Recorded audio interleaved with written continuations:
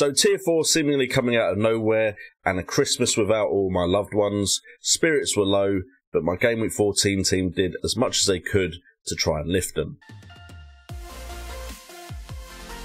Hello there, hope you're having a great Tuesday, Merry Christmas, and what is up guys? Welcome to the FPL Today Game Week 15 Team Selection video, where we go over how I did in Game Week 14 and my plans for Game Week 15 to hopefully help you guys with your decisions in Fantasy Premier League. Now usually I go on about liking, subscribing and hitting that notification bell right now, but instead I just want to let you guys know my Twitter at JNO_FPL, the DMs are open, so if this tier 4 has negatively affected you and you want to slide into my DMs and have a chat, they are open for you, and I will try and dedicate a certain amount of time each day to respond to you guys, so feel free to go there and have a chat with me. Hopefully I can be some sort of help for you in these times. But let's get on with the video, and we start off with my Game Week 14 team. And first of all, let's just say a lot of people had a good game week, at least a lot of people in the FPL community, the people that scores I generally look at just after I get my scores in. However, I'm still very happy with how my team did in general, and we had 3-star men to really talk about here, and they are Bruno Fernandes, Jack Grealish and Mohamed Salah, who all got double-digit hauls. Now, Grealish's, okay, was only 2 assists, but it did mean he added 10 points to my game week score in a game where he looked extremely dangerous and could have potentially had more, seeing as he managed to have 8 key passes, 1 big chance created and 2 assists. But sometimes Grealish just looks like he's creating for a team that he's a certain level above, because he creates so many chances and they don't always get put away. Then we also had Mohamed Salah, who didn't start in the early fixture for Game Week 14, and a lot of people had captained him. A lot of people would say the casuals had captained him because other people had taken the captain armband off of him, but he did come on and he did manage to punish those that potentially didn't pick a better captaincy choice. With 33 minutes played, he managed to get 2 shots on goal, 2 on target, but both of them ended up in goals, with 2 goals and an assist to his name, getting a total of 16 points. However, fortunately for me, the captain I picked did manage to outscore Mohamed Salah. He played 71 minutes, and that was Bruno Fernandes, who managed 5 shots on goal, the most of anyone in my side, 2 shots on target, and also 3 from inside the box, 1 big chance with 2 goals, also 3 key passes and getting an assist. Total of 17 points, doubled to 34 with my captaincy armband. So hats off to those 3 for making my lead into Christmas a very positive one FPL wise. If we have a look at the other players that scored points, we had Martinez getting a clean sheet again. Now, there was a small period where Martinez wasn't getting these clean sheets, and I had a little bit of doubt, but he's come back to form. Martinez looking like a great choice for me. The only issue I have is, of course, I would potentially like more Aston Villa players because they offer great value, but I have steering goal, so that's my free Aston Villa quota filled. But we also have Taylor, who did come in for Lamptey, who didn't play in Game Week 14, and for a period it looked like he could get a clean sheet and an assist. However, Burnley gave away a penalty in the dying minutes, I think around the 87th, which meant the clean sheet was wiped out. But still, 6 points from Taylor, very welcome addition to the game week score. We then also had Kevin De Bruyne, who did turn up with an assist, getting 5 points. Although, to be honest, De Bruyne at 11.8 million, you're kind of hoping for a bit more than an assist. And him and Grealish are probably the 2 big hitters in my side that could be moved to the likes of Son and maybe used to be able to get in the budget for Harry Kane as the fixtures do turn for Tottenham Hotspurs. So I was kind of hoping for something big from one of them. I suppose Grealish has definitely outperformed De Bruyne this game week. So very disappointed with that 11.8 million not really getting me more points. But that's minor when we had such good returns this game week. And then Calvert-Lewin, of course, never lets you down. He had to get something in the game week.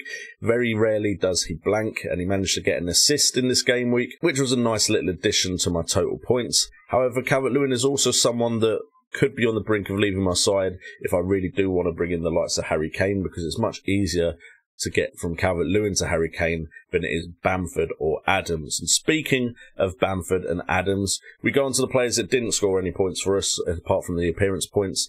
And Bamford and Adams both on 2 points each. Now, Bamford actually had 3 shots on goal in a very high-scoring game. And to be honest, I'm very happy with Bamford. Maybe I would like a few more goals from him, of course, in such a high-scoring lead side, but value for money-wise, he is performing. And Adams also had 2 shots on goal as well, and has looked very good. So those two, for now, are pretty safe in my side. And then in defence, we had Cresswell and we had Chilwell. Now, Cresswell did play the full 90 minutes, but of course, West Ham conceded 3 goals to Chelsea. However, Chilwell did only manage to play 9 minutes in total. He had an ankle problem and did get substituted off. Now, if the ankle problem had happened a little bit earlier, we would have had an even better game week, because on my bench was Dallas, who would have come in for Chilwell had Chilwell not played, and that would have been another 5 points added to the score. The rest of the bench had Podence getting 2 points and Lamptey not featuring, which meant my game week score was 86 points in total, which isn't too shabby, the average being 60. Now that does put us up to 861 points, with an overall rank now at 264,725, the highest I've been all season, and hopefully we can keep this momentum going over Christmas and maybe break into that top 100k. So we move on to the player at risk, and the player at risk is still my main man for this section of the series, and it is Daniel Podence, who has Tottenham Hotspurs at home in the next fixture. Now, the problem I have with Daniel Podence is he's such a selection headache. He is capable of scoring points, and he has got points while he's been sat on my bench, and then of course I'm spending the rest of the game week, if there is any, hoping that someone doesn't feature so I get those guaranteed 9 points. He also has no double game week coming up in game week 19. Now if you didn't know, game week 18 is going to be a blank game week where only 10 teams play, and then we're going to have a double game week in game week 19. Now, for those with a wild card, you can always use the wild card to plan for the double game week and blank game weeks. However, I don't, so transfers are going to have to be used in advance. And then, for those that are wondering, I'm probably going to use my free hit for the blank game week to pick a team specifically for that game week. And then all my transfers leading up to that will be to make sure I have a good, but not overly focused double game week 19 side, because I do think there's still players that will have value despite not having a double game week. Also, Wolves have Tottenham and Manchester United in the next 2 fixtures, and to me, Wolves haven't been looking as good as the Wolves that we know and love, and funds could go a small way to allowing an upgrade elsewhere if I do go with the player that I'm most likely going to bring in for Podence because of the double game weeks. So guys, in the spirit of Christmas as well, usually this is the part where I do plug Fantasy Football Hub, and of course you can go check them out, they are in the links in the description. However, as Christmas has potentially been ruined for some because of Tier 4, I just want to give a shout out to 2 communities in the FPL space that you could consider going to join to maybe fill a little bit of a gap this Christmas. And the 2 communities I want to mention are, of course, Elite FPL, who have a great Discord community, probably the best Discord community in the FPL scene, which you can go and join and talk to a lot of like-minded people during this Tier 4 Christmas. And also a newer one, the FPL Lounge, both guys that I get on with greatly and have been on the show of, but also have great Discord communities as well. Feel free to go check both of them out. Their links will also be in the description, and have a chat with some very like-minded people. I'm sure you'll find both very helpful to you FPL-wise and potentially outside of FPL. Anyway, going on to game week 15, and we start off with the goalkeepers and defenders, and we start off with Martinez with Crystal Palace at home. A great fixture there, although I do think Crystal Palace may be able to prove something after their defeat, very heavy defeat to Liverpool. Then we have Cresswell with Brighton Hove Albion at home, Chilwell, who is an injury concern, with Arsenal away, and then Dallas coming into the starting 11 with Burnley at home. Now, I like all of those fixtures. Of course, Chilwell is a bit of concern with the injury, but Arsenal away is a fixture where I think Chelsea could definitely keep a clean sheet, and I definitely like the 2 fixtures for the other 2 defenders.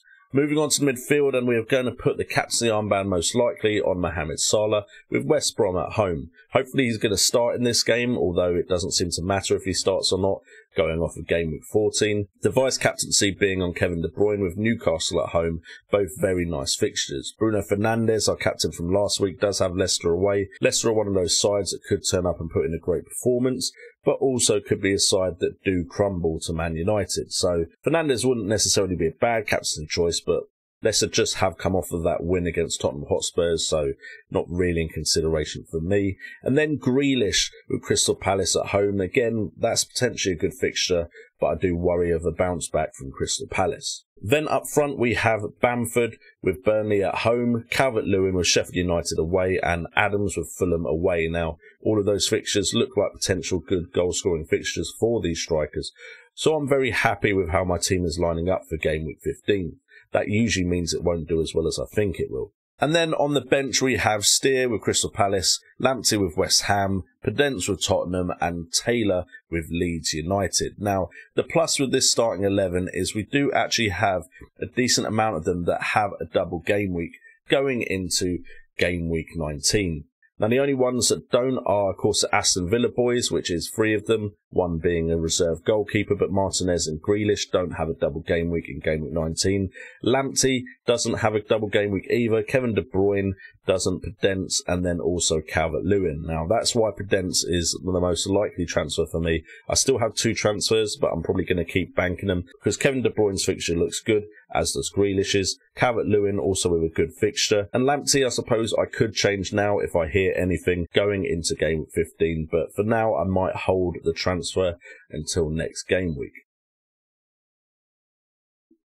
So with double game week in mind, what is my potential transfer for Game Week 15? And it won't be of any surprise, it's someone that's generally featured on potential transfers and somehow still isn't in my side, and it is Thomas Souček. He's now up to 5.1 million, which is unfortunate and means I don't actually save that much money on Souček because Podence has risen back to 5.5, but so I'm only saving 0.4 million by transferring down. But he has got 2 goals in the last 6 game weeks. That's from 7 shots on goal, 2 on target, all 7 coming from inside the box, and 2 big chances with expected goals at 1.09. Now, potentially he isn't going to be a massive part of my double game week, but he is someone that will probably feature in both games and could pop up with a goal. His creativity is pretty limited, 1 key pass, no big chance created, expected assist at 0.32, but Souček likely to be a good feature on my bench for the foreseeable future and gives me the option of potentially playing my bench boost if I fancy his chances